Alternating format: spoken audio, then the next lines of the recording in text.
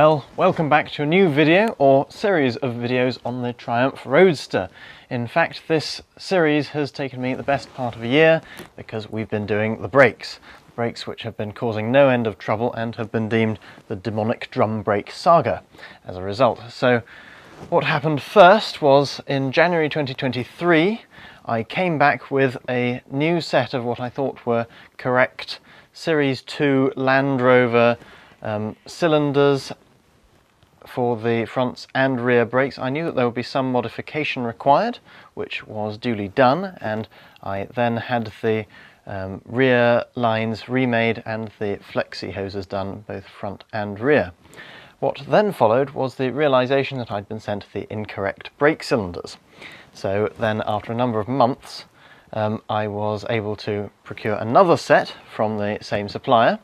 The second set turned up completely seized, which then forced me to unseize them, which again took more months, and then I put those on thinking, finally we've solved this, and no, because the threads in the banjo bolts, which I'd also had specially made, weren't correct for the cylinders. So then I went and bought another set, which I have then fitted. So this will spin out into a number of parts, which you will see from now on. So I split it into three parts. There will be parts 11, 12 and 13, and possibly 14, which will involve more fiddling with the brakes. So I hope you enjoy the episode and the series, and that was just a little explainer. So you will now see me back in January, almost a year ago.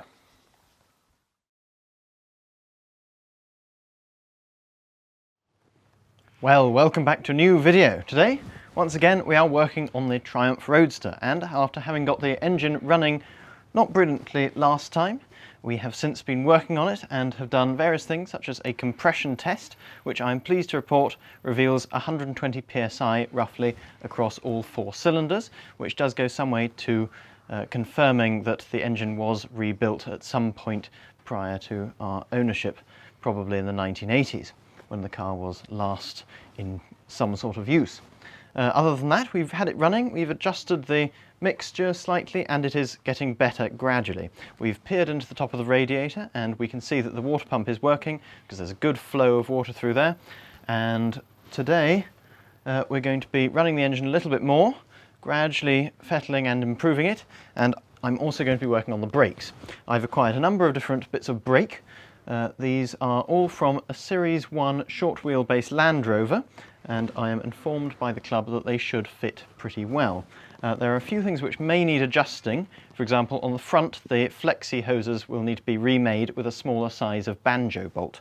The originals would have to be remade, of course, anyway, owing to their age, but also on the rear, we'll just have to grind a little bit off the piston to accommodate for the handbrake mechanism. So we've got plenty to do today, so what are we waiting for? Let's get going. Be careful.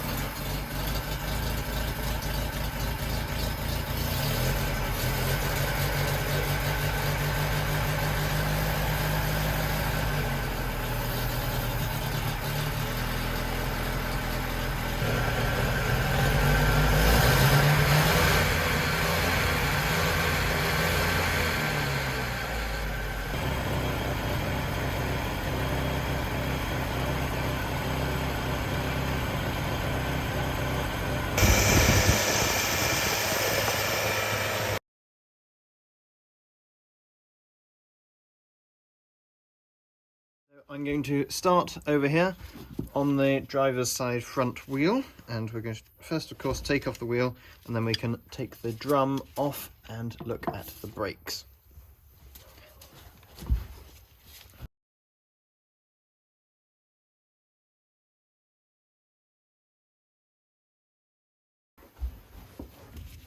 So the drum itself has 2 screws here, and then of course we have the fun of banging it and trying to lever it off.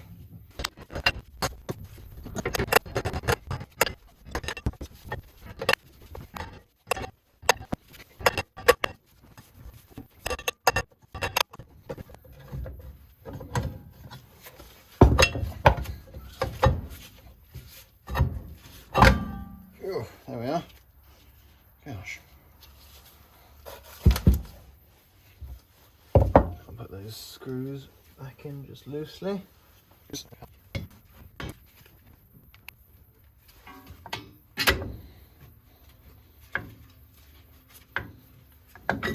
Like that.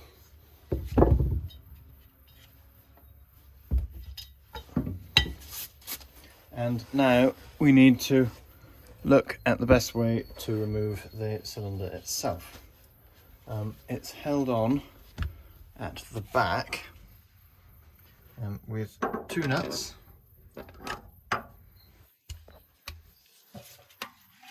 2 nuts, there's one here, or 2 bolts, sorry, which are very difficult to show.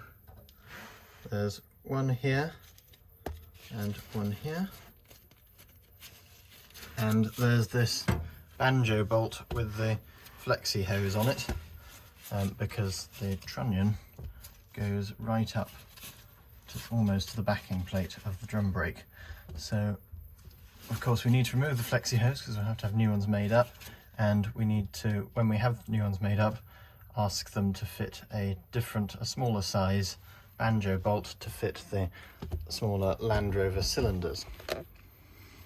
So I'm going to now try and douse everything in oil and remove this cylinder. I believe that the fitting is 7/16 or thereabouts, so I'm going to have a go doing that.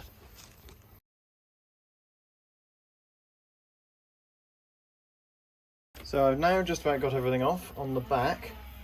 You need to take the banjo bolt off the rear of the cylinder first, because otherwise you can't get the nut undone. Oh, sorry, because otherwise you can't get the bolt undone. So here is the cylinder. It's completely seized, which I will demonstrate. So look, just can't move it at all. It's rusted solid, so that's not much use, but I'll keep it because, of course, in the future I might need to have it re-sleeved, you know, if I want to go back to original. So now, if we compare the new Land Rover Series 1 part to the original, they do look different, but they're actually relatively similar, and they should function correctly. But of course, we will have to replace the Flexi lines anyway, and when we do, I will specify that this banjo bolt, which goes on here like that, and went into the original like that, will have to be changed so that it fits the smaller size which goes in to the new Land Rover cylinder. Yeah, so that size is obviously slightly smaller than the old one, which shouldn't be too much of a problem. So now I'm going to wash the backing plate down in kerosene, and then I'm going to fit the new piston, but first I will have to find some suitable nuts to go on the back of these studs because the originals had bolts.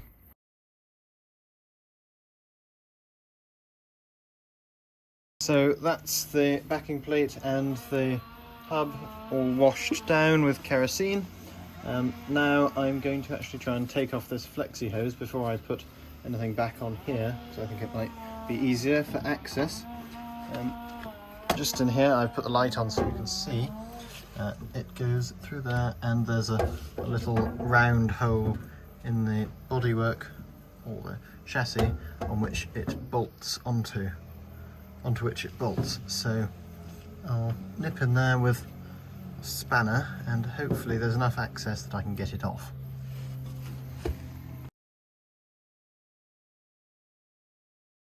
So I eventually managed to get the Flexi hose off. As you can see, it has this banjo bolt on one side which of course goes on here and into the cylinder. So that's the bit I'm going to have changed, but I'm going to have the whole thing remade because, well, you don't want to be driving around with however many year-old brake lines these would be. Goodness knows how old they are. They could even be original for all I know. But this end came out of here. It goes into this little round bracket there, and then that big nut goes on the other side. So of course there are 3 of these. I'll have to have all 3 replaced, and the next one is at the rear. So I'm now going to put the new cylinder on here and put some new shoes in, and then move on to the rears. Here we have my new shoes. I can find the original retaining spring off here. That goes on like that, and at the back.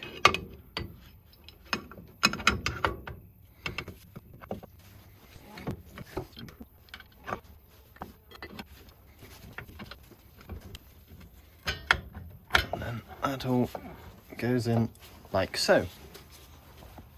So now I will put the nuts I've got on the back of the piston and then move on to the rear flexi hose, and then when I've got some new ones we can put the new flexi hoses on, and that all should work. So this is the rear flexi hose here. I'm under the back of the car.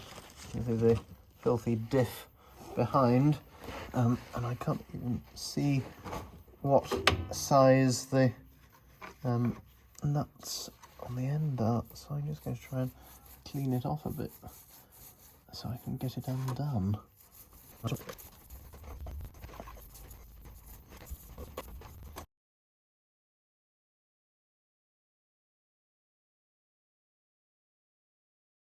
So I did eventually manage to get the flexible rear line off.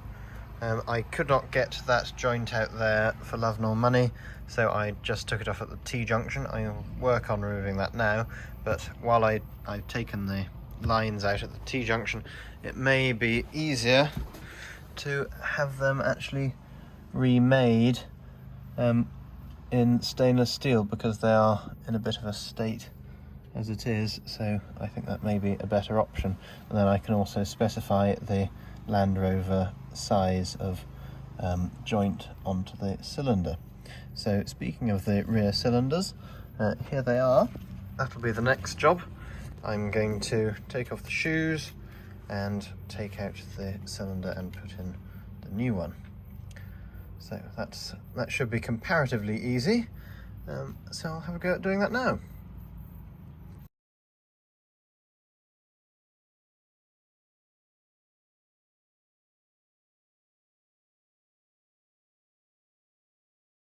As you can see, I've taken everything off and I've washed it all down in kerosene. So the next thing is to look at the new cylinder. Unfortunately, because this is of course from a Land Rover, it's not quite the same, and the handbrake mechanism works in a different way, which is this item here, which of course moves backwards and forwards when you pull and push on the handbrake to push the shoes against the drum. On the originals, you can see they have this very square-ended design to their pistons, but on the new ones they are round with a slot in them.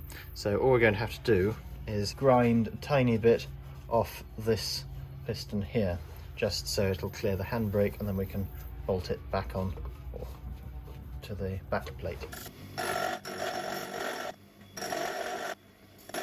In the meantime, I'm going to take the brake lines off. So this one, the one on the other side, is only held on to the cylinder on that side. There aren't any clips or anything, but this one, although it is now loose, which I'll demonstrate there, so it's loose, it has this little clip in here, which seems to work rather like a sardine tin, in that if I turn it like that, it sort of unravels.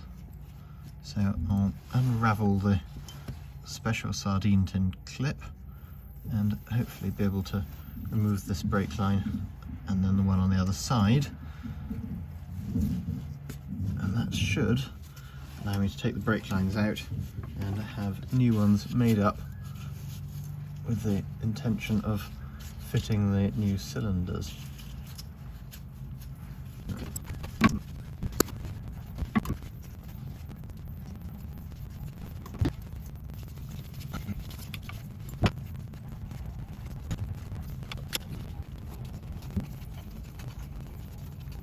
And now, having quickly done the same to the other side, the brake line should just come out, because this one doesn't seem to have a clip. Oh, it does have a clip, but somebody has probably made these sometime in the past and not bothered to put it into the clip.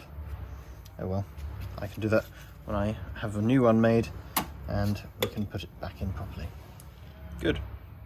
Alright, so here are the items I have removed from the car. We have the two fixed rear brake lines, which are steel and I think slightly rusty, but sort of vaguely serviceable, so I could keep using them if I really wanted to, but I had to take off the rubber hose at the rear, which I couldn't get off the T-junction, so I've just taken the whole thing off, and when you take it off, you might as well have these redone anyway. Especially since I'll probably need either adapters or just have these remade in stainless steel, which would then allow me to have the smaller size of nut fitted, so that then I can connect these to the new Land Rover cylinders. Likewise, on the front Flexi hoses, which were easier to remove, I'll have to have the smaller size of banjo bolt fitted onto these to allow them to fit the new Land Rover pistons. So I will go away and have these made up, then you'll join me again when I have some more parts to put on the car.